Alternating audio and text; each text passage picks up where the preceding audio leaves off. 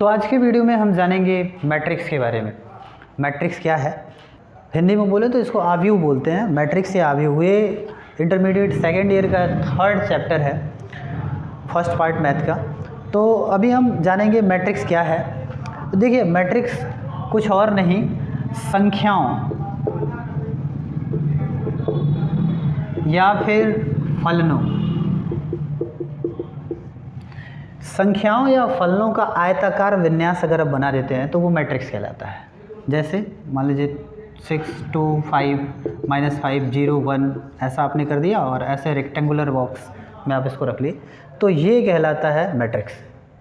अब इस मैट्रिक्स का कुछ नाम रख देते हैं। मान लीजिए ए रख लिया हमने, इसका नाम कैपिटल लेटर से शो करते हैं। वैसे ही जैसे सेट में क्या करते थे, किसी भी सेट का नाम कैपिटल लेटर से रखते हैं, ऐसे ही कुछ फलन भी हो सकते हैं। जैसे कॉस थीटा हो गया, sine theta 1 minus sine theta, ये फलनों का एक ये फलन है और ये फलनों का एक आयताकार विन्यास हो गया। तो हम ये कह सकते हैं कि मैट्रिक्स क्या है। मैट्रिक्स जो है संख्याओं या फिर फलनों का आयताकार विन्यास ही मैट्रिक्स यानी कि आव्यूह कहलाता है। मैट्रिक्स कई तरह के हो सकते हैं, वो केवल कोई ज़रूरी नहीं कि ऐसे आयताकार का मतलब वो वर्गाकार भी हो सकता है। ठीक है, मतलब आयत में तो वर्ग भी आ जाता है, आप जानते हैं। ऐसे भी हो सकता है, ठीक है, ऐसा भी हो सकता है, वो कुछ इस तरह का भी हो सकता है। बस आप उसको स्क्वायर ब्रैकेट में क्लोज कर देंगे तो कुछ संख्याओं या फलनों के आयताकार विन्यास को ही हम मैट्रिक्स बोलते हैं। अभी हम जानेंगे मैट्रिक्स में एक शब्द यूज किया जाता है, कोटि, ऑर्डर ऑफ मैट्रिक्स। तो यहाँ जितने में हमने मैट्रिक्स लिखे हैं, इसके ऑर्डर की बात करें तो देखिए, इसमें ऑर्डर से पहले बात कर लेते हैं। इसमें इसको बोलते हैं रो, ये हो गया रो, और इसको बोलते हैं कॉलम, ये सब हो गए कॉलम। हिंदी में कहते हैं इसको स्तंभ और इसको कहते हैं पंक्ति। रो और कॉलम, रो को R से शो कर लेते हैं और कॉलम को C से शो कर लेते हैं। अभी यहाँ हम नंबर ऑफ़ रो देखें तो 1 2 रो है, तो रो यहाँ लिख लेते हैं, number of row, into column यहाँ देखें तो 3 कॉलम है, यहाँ 3 लिख लेते हैं। और इस 2 × 3 को ही ऑर्डर ऑफ मैट्रिक्स कहा जाता है, ऑर्डर ऑफ मैट्रिक्स, यानी मैट्रिक्स की कोटि, आव्यूह की कोटि नहीं कोटि। ठीक है, तो आव्यूह की कोटि भी समझ गए। अगर आप रो और कॉलम को मल्टीप्लाई कर देते हैं तो number of element of matrix find out हो जाएंगे, यानी कि पूरे एलिमेंट वो क्या कहते हैं, पूरे मैट्रिक्स में कितने एलिमेंट है वो फाइंड आउट हो जाएंगे। 2 × 6, इसमें 6 एलिमेंट होने चाहिए। काउंट करके देख देते हैं, 1 2 3 4 5 6 हैं अभी। तो ऑर्डर ऑफ मैट्रिक्स का मतलब होता है rho into column, number of रो और नंबर ऑफ कॉलम, कितने रो और कितने कॉलम हैं उनके इस फॉर्म को ही कहा जाता है, या इस क्रम को ही कहा जाता है ऑर्डर ऑफ मैट्रिक्स, यानी कि आव्यूह की कोटि। अब आव्यूह का व्यापक पद समझ लेते हैं। कभी कभी आव्यूह में यूज किया जाता है कि जैसे किसी आव्यूह का व्यापक पद, तो व्यापक पद क्या होता है। अब जैसे मान लीजिए कोई मैट्रिक्स ए है, उसके जनरल टर्म को हम शो करते हैं AIJ से, ठीक है, और जहाँ मैट्रिक्स का जो ऑर्डर है m × n मान लीजिए, तो ये I क्या है, नंबर ऑफ रो है, और ये क्या है, नंबर ऑफ कॉलम है। ठीक है, अगर इस पे हम एक एग्जांपल ले लेते हैं ताकि ये ज़्यादा समझ में आएगा। जैसे मान लीजिए कि ऐसा आपको कहा जाता है कि एक ऐसा मैट्रिक्स है A = IJ और m × n कोटि का है, जहाँ m × n मान लीजिए कि 2 × 3 है, या 3 × 3 का भी हो सकता है, 3 × 3 का है। तो आप इसको कैसे तैयार करेंगे, आप इसको लिख देंगे A = अब 3 × 3 यानी 9 एलिमेंट होने चाहिए, और ये 3 दिखा रहा है कि रो, नंबर ऑफ रो कितने होने चाहिए, 3, 1 2 और 3 रो हो गए। कॉलम ये दिखा रहा है कॉलम 3, तो यहाँ एक पहले से बन गया है, 1 2 3, तो आप ऐसे दे देंगे। 3 × 3 ऑर्डर का एक मैट्रिक्स आपने बना दिया। अब इसको आप लिखेंगे 1 1, इसको लिखेंगे 1 2, इसको लिखेंगे 1 3, 2 1, 2 2, 2 3, 3 1, 3 2 और 3 3। आप देख रहे हैं आई और जे क्या शो कर रहे हैं, नंबर आई शो कर रहा है नंबर ऑफ रो और जे शो कर रहा है number of column. Number of column ये देखिए पहला कॉलम है तो 1 1 1 है ना, इसको मैं बड़ा लिख देता हूँ थोड़ा ताकि आपको ज़्यादा समझ में आएगा। ए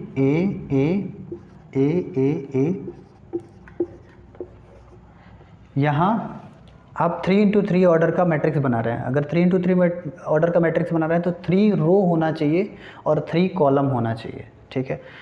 और किसी भी नंबर को उसका लोकेशन शो करने के लिए नंबर ऑफ रो पहले दे देते हैं। तो ये पहला रो है तो 1 लिखिए, यहाँ भी 1 लिखिए, यहाँ भी 1 लिखिए।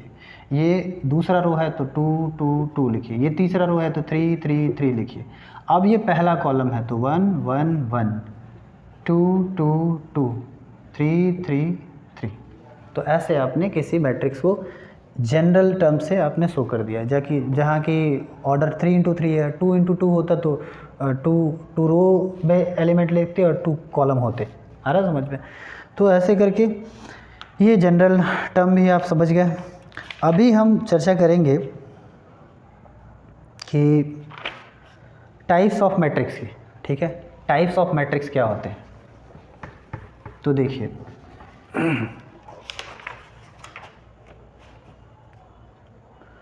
टोटल 7 टाइप्स होते हैं मैट्रिक्स के। टोटल 7 टाइप्स होते हैं टाइप्स ऑफ मैट्रिक्स।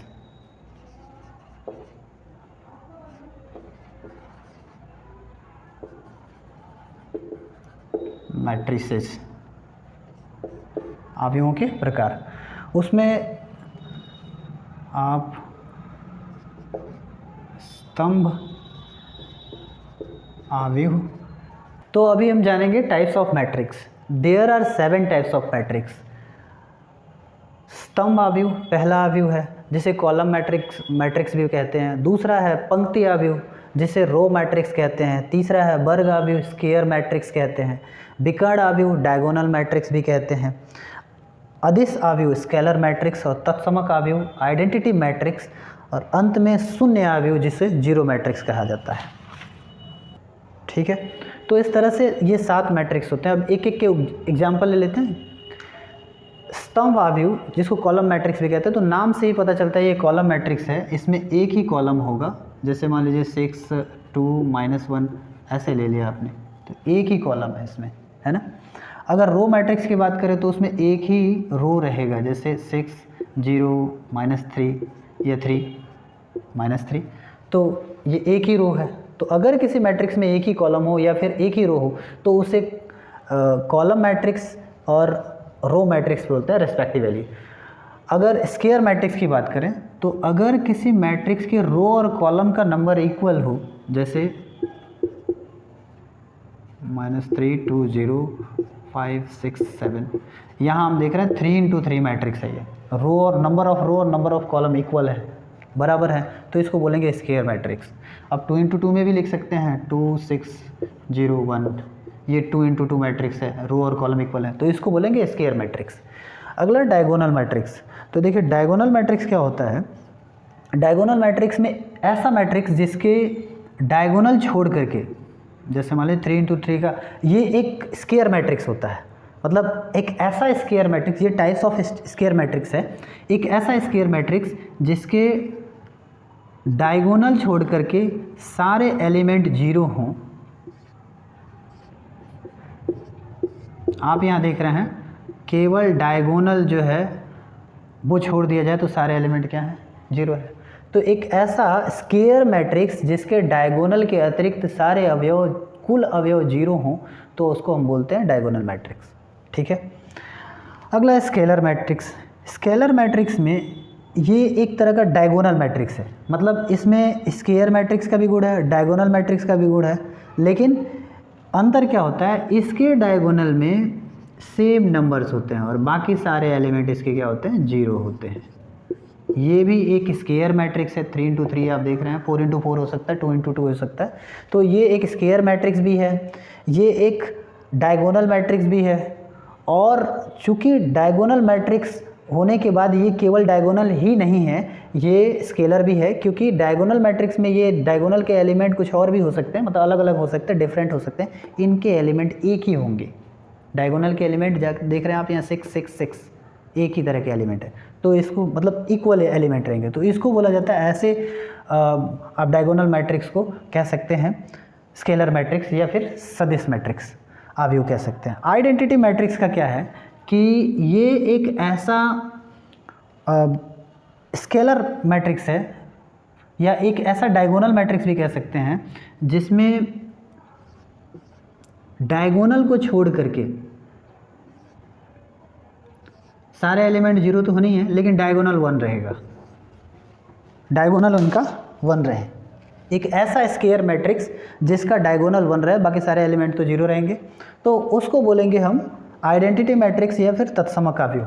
अगला है शून्य मैट्रिक्स। तो शून्य मैट्रिक्स का मतलब समझ सकते हैं, सारे एलिमेंट ही 0, चाहे वो एक ही एलिमेंट क्यों ना हो, सारे एलिमेंट्स 0 हों, ऐसे स्केयर मैट्रिक्स को हम क्या बोलते हैं, इस तरह के मैट्रिक्स को, ये स्केयर मैट्रिक्स भी हो सकता है और नॉन स्केयर भी हो सकता है, तो इस तरह के मैट्रिक्स को हम बोलते हैं शून्य अवयव, टोटल एलिमेंट 0, और इसकी वजह से इसका टोटल वैल्यू भी 0 होता है, और यहाँ डायगोनल 1 होने की वजह से इसका टोटल वैल्यू 1 होता है, ठीक है, इसलिए इसको आइडेंटिटी मैट्रिक्स कहते हैं। तो ये टाइप्स ऑफ मैट्रिक्स हो गए। अभी टाइप्स ऑफ मैट्रिक्स के बाद अगले वीडियो में हम चर्चा, ये परिचय हो गया, अगले वीडियो में हम चर्चा करेंगे कि मैट्रिक्स के मैट्रिक्स, दो मैट्रिक्स को कैसे ऐड किया जाता है, कैसे सब्ट्रैक्ट करते हैं, कैसे मल्टीप्लाई करते हैं, और भी कुछ बेसिक ऑपरेशंस हम मैट्रिक्स के इस चैप्टर में जानेंगे।